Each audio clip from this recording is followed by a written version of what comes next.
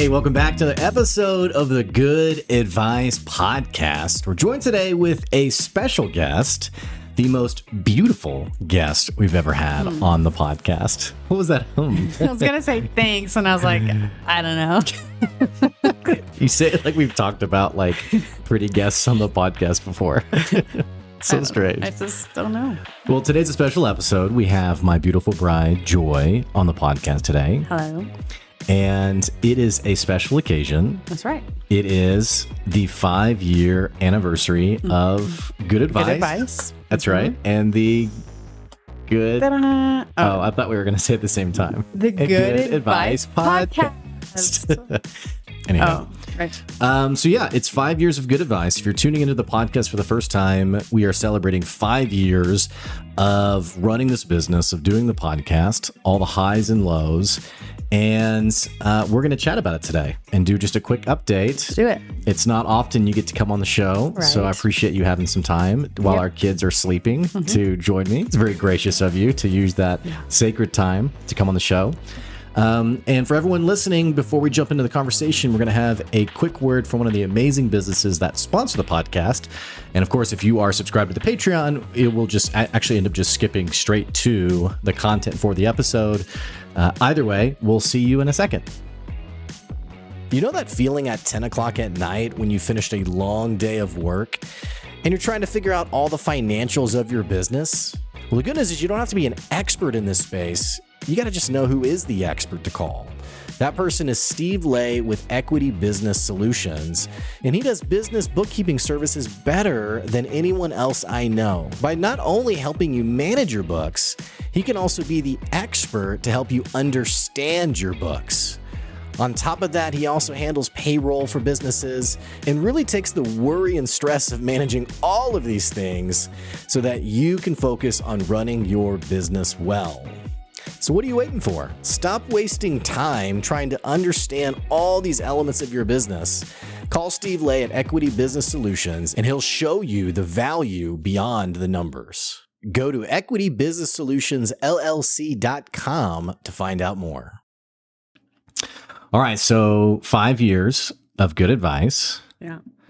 It's Wow. a long time. Well, Yeah. I mean, like, Well, let's think. relatively speaking. It is. It doesn't feel like a long time, but let's think back to the day I started the business. Yep. That was the day we were pregnant Yep. for the first time. Positive pregnancy test. That's right. Yeah. And I was like, oh man, Yeah. maybe I shouldn't have quit my job. Yeah, that was So- kind of daunting, a lot at once. But that feels like forever ago. It does. 5 years was forever ago. It does. When you think about how we're going Jesse to be was- celebrating our 10-year anniversary in Right. March, it's like Right. But your half sister, of that. sorry, That's all. I was just saying your sister lived in town. Yes. Jessie, remember? Oh, yeah, 'Cause she went to the Jessie. hospital with us. Jesse, if you listen to this, we miss you.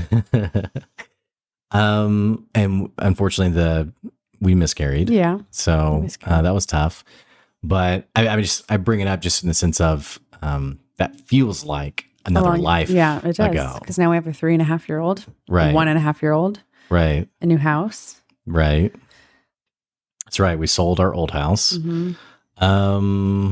So yeah, I'm kind of wondering, like every now and then you come on the show. It's been a long time actually. Maybe we missed an update or something at some point, but what's life like as a mom? Just wrangling 2 kiddos nowadays. It's lovely and messy and crazy and fun. Let's see. Now that our youngest is 1.5, he's, walking and communicating a lot more. So it's actually really enjoyable. Saying no a lot more.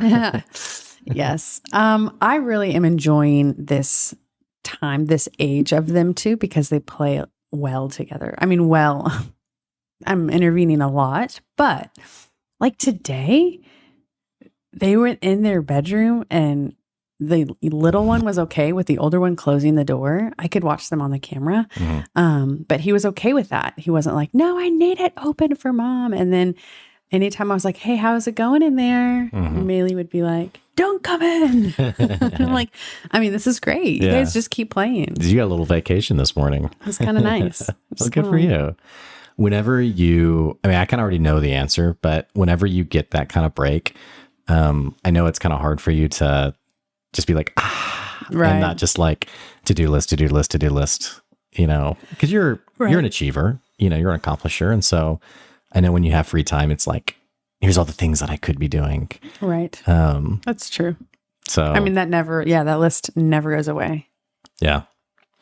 So married to an entrepreneur, a small-time, somewhat successful entrepreneur.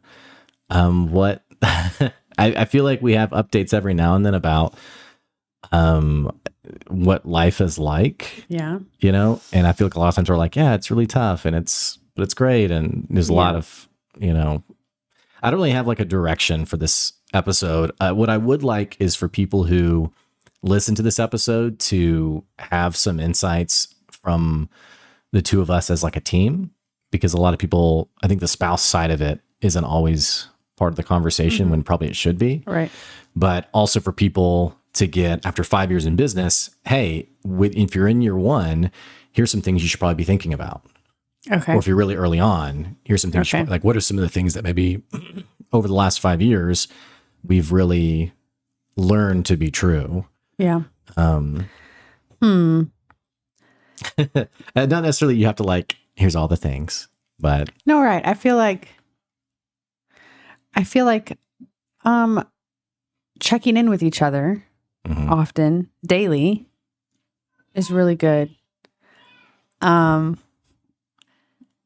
Because I feel like one of us, so if one of us is maybe having a harder day, the other one can help pick up the slack or just help understand that, okay, today I'm going to be helping carry a little bit of a burden for the other person. And like, I want to be encouraging. I want to be, I want to set the tone emotionally in the home to be like positive and like, hey, we got this, or you can, well, I mean, you said it to you more, but remember just a year ago, like when I had a newborn and I was a like, toddler, I was like, I'm losing it. So it's, if for anyone listening, if there's a working partner like in the home, it's, there's things we've learned now. I feel like as a parent, we communicate now, like even just little things like schedules. So I can know when to have the children like not playing in like their room, which is right next door to your office. If you're recording, that does not happen perfectly. No, it's funny because people give me a hard time because I talk a lot about like, oh, that's my kid's yelling again. But people tell me they can't actually hear it. So yeah. Fortunately, I told Blake we should get like a recording light, like outside of his room, because I don't always know. I'm like tiptoeing. I'm like, is there someone talking in there? Yeah. So things like that where we just can know. We kind of just figured it out. Yeah. But I think really checking in with each other, asking how our days are, and being willing to just communicate and ask questions and listen. And sometimes when you're sharing about like your day with me or how it's been going, I think what I could have told myself like 5 years ago is like, hey, sometimes this will take a while to learn. Not really a while, but like just tune in, because sometimes you're needed for just listening and supporting and saying, man, that sucks. That's really hard. I'm sorry. And other times it would be really good to give an encouraging word at that moment, or say, hey, that was really great. That was a win. Hey, that thing you just sold, like, why don't we celebrate that more? So there's listening for positive things that are hard, but also things that are good and are wins, and celebrating those more. Yeah. I know I tend to have a big win for like a moment and then move on. Yeah. But the losses seem to sting a little I'm longer. like, we should, exactly. Yeah. So there we go. We figured it out. there we go. So when you think about, I guess if we could go back to year one, did you, I know I didn't expect it to take this long to be like a multimillionaire working 4 hours a week, you know, like that 4 hour work week book. Right. No, I remember when you first started it, you were like, man, I'm going to be a millionaire like in a year. Yeah. I thought that my first year, I thought, because I had done the math. I thought, okay, I just sold $215,000 worth of consulting. at my last business. Mm-hmm. And I thought, okay, if surely I can maintain that, because I didn't know a lot about sales. Our toddler is knocking on the door saying she needs to go poo poo. This is real life. This is our life. You know, do you want to help her for a second? How many times does she need to go? Yeah. There is no person who has to poo poo this much. All right. She's coming. All right. I'll keep the show going until you come back in a second. Okay. So this is the life, you know. We put the kids down for a nap, and we were going to record yesterday. We weren't able to. So we thought, okay, when the kids go down for a nap, we'll record today. And naturally, our daughter has the most incredible digestive system that you would see in a 3.5-year-old. But anyway, yeah. So what Joy and I were talking about, my first year, I was just doing the math. I thought, okay, I just sold $215,000 worth of consulting work at my last business. And that was like, in my mind, like year zero as a salesperson. I didn't know a lot about sales. And I thought to myself, okay, if I am in direct control of my business, surely I can sell that much more again. And actually just trying to do the math from there, I thought, oh, and I'm going to go digital. It's going to be so great. And yeah, and now another reason why I thought I would make $1 million so much quicker is because I had this really slob of a digital marketer who I was way too naive and way too trusting. And honestly, I think the first person who threw an ad at me that was like, hey, if you're, somewhat good at this stuff, you could be making tons of money. And I was like, wow, okay, this is kind of interesting. Sure. Anyway, $15,000 later with that digital marketer, I realized, okay, I do not understand how to run a business. And also, I misunderstood how valuable the brand was for the business that I was part of previously. So that $215K that I sold at the last business, I thought, wow, Blake's a great salesperson. No, Blake worked for an amazing company that people really liked, and it made selling extremely easy. So I was in for a rude awakening. Especially those first few months where I was like, I have sold nothing. Like, what is going on here? What am I missing? What's happening? And I think for Joy too, it was also kind of like, what's the plan here? Like, okay, we started this new business. Now back then, Joy was working also with her business. She was working quite a bit more. Nowadays, she doesn't and works very little, but, hey, how'd everything go? Kids are awake, huh? Yeah. Okay. Well, I was just explaining how, we took out the savings that first week to pay that one guy who was going to help us, the marketer guy. Right. That went nowhere. Oh, the amount of people we invested in at the beginning that just were not. Right. Yeah, like that webinar. Yeah. Remember that? You recorded that webinar. Yeah. I forgot about that. Yeah. And I remember getting so angry. Yeah. Because I was recording. I was recording this webinar. Shoot. And Joy, and it was like my first time doing something like this, and Joy couldn't get into the house. I guess she lost her key or something. So she went to the window knowing I was working in there and started just banging on the window. And I was like, and it was like in the middle of one of those recordings where you couldn't edit it. It had to be done from the beginning to end. And I was so mad. You were really I was like, why? Why would you bang the window? But no, I never do that. And I like the way you put that, though, that we invested in a lot of people early on. And before you stepped back in, I was saying I was just really naive and very trusting. Like anybody who was like, oh, yeah, I can help you. I was like, okay, yeah, let's do this. And then I'm filtering that to you with like, hey, this is what they tell me. It makes sense. In that moment, I'm thinking, I don't quite know. I didn't have all these red flags, but if I ever felt unsure about something, I didn't want to stunt any momentum or excitement you had or to ambitiousness something. That I had. You were ambitious and you're like, I really think this is going to open up the door for this and this. Right. And I'm like, okay, babe, I support you. Right. But you were willing to listen. Sometimes I'd be like, I don't know. But most of the time I wanted to encourage that. Right. And then I'm like, shoot, should I have worn a different hat and been like, let's talk about the pros and cons? I don't know. Well, we didn't know any better. Yeah. You know, that was the real thing, is neither of us had any business experience. We didn't know any better. Very trusting people. I jokingly say that I was naive, but for me, it was naivety. I had never waded into the worlds of entrepreneurship. And so literally, I just assumed you weren't, I guess subconsciously, I just assumed you weren't allowed to lie about how you can help people.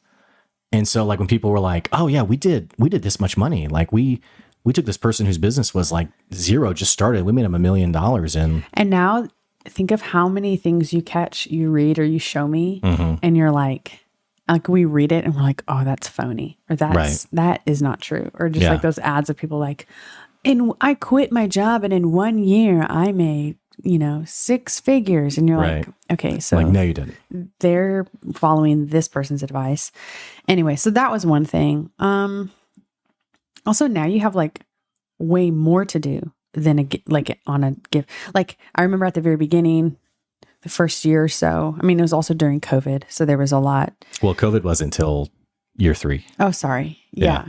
I'm thinking of like there being those times where you'd be in your office and you'd be like really trying to cultivate momentum or like things to do in a given day. There was like, and you also were kind of giving some time on your PhD. Whereas now you have so many things to do that you don't have time to even do what you need to do all for good advice in one given day. True. So like PhD's like on the back of the back burner. Yeah. My professor told me I'm the longest student he's ever had, and maybe in the history of the U of A.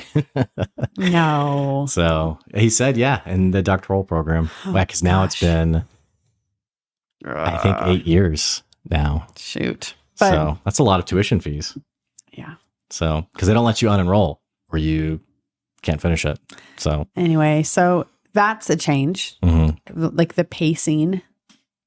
There is a lot to do, a lot more to do. Only because I'm so much more involved in a lot of different things. Yeah, there's so many things you're able to sell. There's so many people you're meeting with. Right. Some of those are customers, or what do you call them? Customers, clients, both. Either's fine. And some of those are just people you're networking and connecting with. And so all of those. Some are just people I'm just trying to help, just trying to give a hand to. So all of that doesn't take away from, but it's another thing from like content creation or whatever all the things you do here in this space. The office, the good advice HQ. Yeah. So I'm trying to think of like other questions to ask you. I should ask you some questions. Okay. Oh, I did the other day on the on our actual, because today's the 2nd. Yesterday was our anniversary of the business, October 1st. And so I asked, like, what were some of the things maybe that this year 5, were learning points for you that would like catapult you into this next year in like a positive way, or like in a positive criticism, or like something you could learn from? I think this was the year that I began to like really indulge in the idea of like selling more and more. And like, I think years 1 through 4, I did a lot of like building relationships and like nurturing relationships, but I kept waiting for like, I think subconsciously I kept waiting for someone to be like, I could really use someone who could help me. Do you know anyone? And me being like, hello. Even though sometimes even when that happens, you're like, there might be someone, because you're so like, you want to be so like full of integrity that you're like, actually, and I'm like, they want you. You can help them. Yeah. Well, so this year I've done a lot more of like, someone's like, I really need some, and me being like, yeah, I can help. Yeah. And leaning into the awkwardness, even when someone's like, ooh, no, I don't want to be sold to. And it's like, okay, well, I mean, Yeah. It's been hard. It's a little difficult for you. I mean, you've been doing great at it, but I'm saying it wasn't something that you're like naturally wanting to jump into year 2. Like, okay, I'm going to do cold sales, or I'm going to just like push because you want there to be that connection. That's something that's like you say, you talk about ad nauseum in your podcasts and in your things, is like how to be a person who's genuinely wanting to like know the client or the customer and their needs before you're like, I can help you. You need me, Our daughter's dumping every book we own into my son's crib. I told her, give him books, but please only a couple. Okay. Should I do like the voice No, microphone? I think she's okay. Okay. All right. Yeah. So I think that's been something, it's been growing for you. I think the other part that I've leaned into more and more is also like continuing to define like a clear offer. I think in the consulting space, there's a lot of ambiguity around like, oh, you're hiring a consultant. Like, well, what? And it's like, oh, it's going to be really great. We're going to help you. Yeah. Or one of my friends was like, oh, I wonder if it's difficult for people like Blake's business because, no one's really wanting, what they say, no one's really wanting advertising right now. And I was like, that's not like all what Blake does. Who said that? What was that? It doesn't matter who said it, but but I just was confused because this person, I was like, Blake's has so many things that he does that like business coach, business consultant. It's like, where does that just all of a sudden you think it's just someone who helps you get advertisements? It is that, but then there's so many other things. Here's what I have found is two things. One, people only really know you by like the content they see from you. Someone thinking like, yeah, you do advertising, right? Or like I had someone the other day who was like, yeah, you like do a podcast, right? I was like, yeah. And they're like, so like, what's your real job? And I was like, it's the podcast. Yeah. And they're like, oh, okay. But all they had seen was just like podcast content. But then the other thing I found, I think this is a real insight for you guys who are listening is I try not to ever be disturbed. Well, that's a weird word. I try not to ever be put off by someone who says, no one is buying X. Because what I have found is that more often than not, that is a statement that is full of personal bias and not always attached to reality. So like someone who says, no one's buying advertising right now is not at all a true statement. Right. Advertising. Did you hear the ad during this podcast? True. Ta-da. Yeah. I mean, we have 100. Yeah. We have 100 episodes paid for on the podcast. And that was all paid this year. That wasn't paid last year. That was all paid this year. But I didn't even mean just the podcast. I meant like it's asinine to think, no offense to your friend. It's silly to think that no one is buying advertising. Right. And so what I've also found is things like someone mentioned to me the other day, not the other day, it was actually a while ago. Someone said, hey, it's going to be really hard for your business because no one's going to be wanting to invest. Because of the economy, they're only going to be investing in the bare essentials for their business, which is a fear-based statement. And it's someone who is communicating based on what they're experiencing, which is like the doom and gloom news cycle. I mean, I have a customer who just spent $5,000 to launch his podcast. I mean, is that a bare essential? You see what I'm saying? But like, right. What I found is that it always pays to be very wary of people who tell you, well, no one's buying that. The people who you should be asking that to are your actual customers. And listening to their feedback rather than, I just think it's interesting because I've actually gotten that comment a lot for different things in my business. And sometimes imposter syndrome, like I have to really kind of suppress it and like suppress the panic and like, oh, is that true? More and more, I have realized it really is just like a personal bias statement. Mm-hmm. Yep. So on another note, though, something else that has been, a part this year in the company is SEO. True. Yes. That's been a great tool. That's something new. Yeah. Grateful for my friend who brought me on and taught me the ropes with it. And the different, just amazing professionals who've been helpful with that. But we started that this last summer and have had just a great experience with it. I mean, it's been great. I love the review that was on my Google business profile just the other day where a business out of Little Rock where they were like, you were amazing. This was really helpful. So it's nice. There's another example of like, for me, I have to make sure he like reads these positive reviews and isn't just like, but he's like, I'm usually like on to the next one. Okay. And then like the one he doesn't have a negative one, but like if there's something that someone said once that was negative, like that tends to play. And I think we've said this actually many times I've come on, is just having to be intentional about replaying those positive things. Honestly, I can only think of maybe one or two. Well, no, there's been a few times that I've gotten some pretty harsh feedback from people, like people who don't really know me, who are just being rude. Like I post something or I say something and I get like whatever criticism. But honestly, the hardest feedback I think I've received has come from friends and loved ones, in the sense of someone who, you see someone, you've been running the business for a few years and they say like, oh, you still doing that thing? Like, isn't that like a hobby or something? And you're like, no, it's like a legitimate business. And I was talking to Garrett Peters, who they do Duncan and Stone. By the way, they've advertised on the podcast before.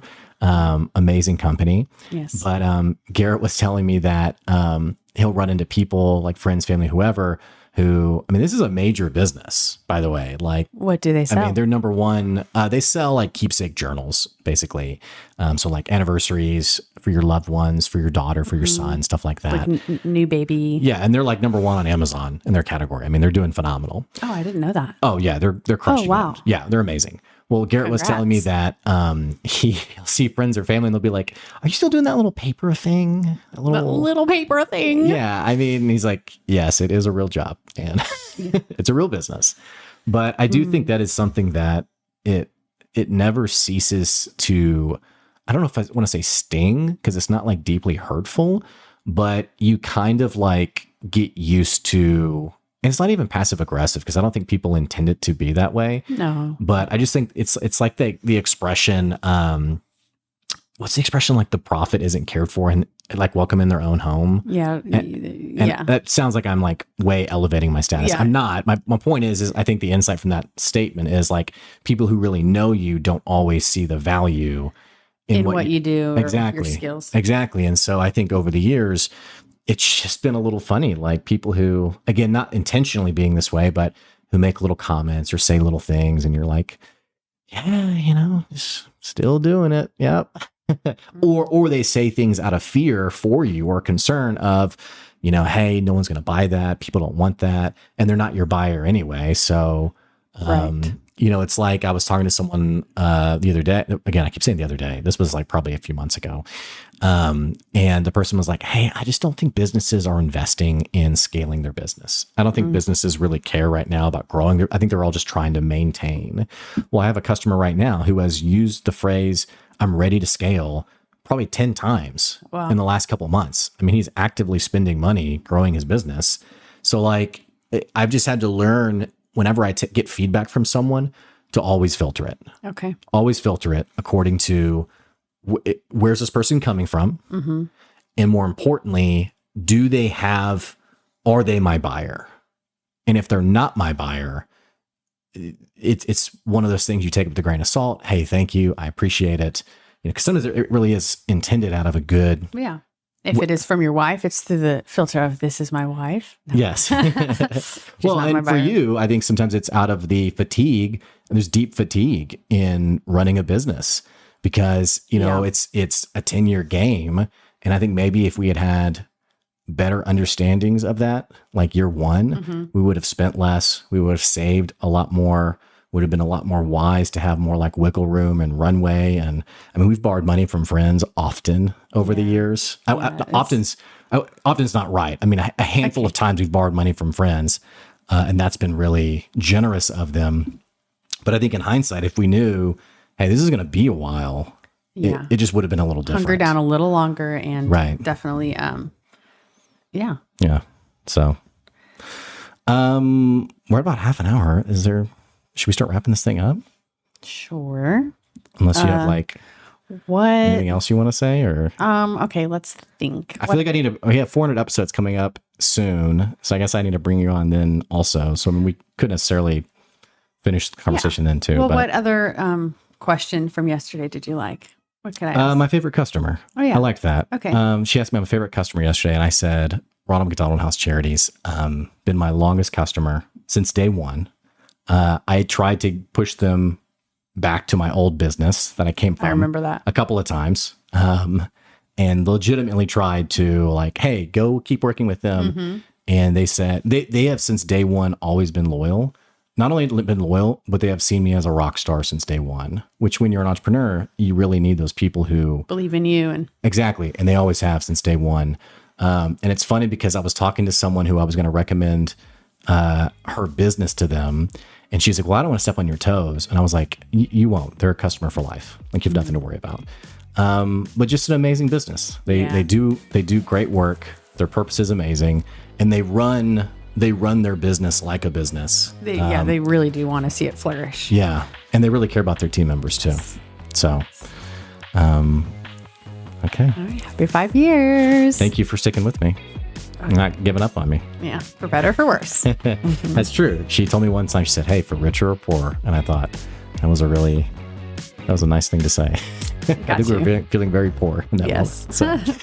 All right. Well, hey, thank you all for tuning in today's episode. So much more we could say over the last 5 years of the podcast.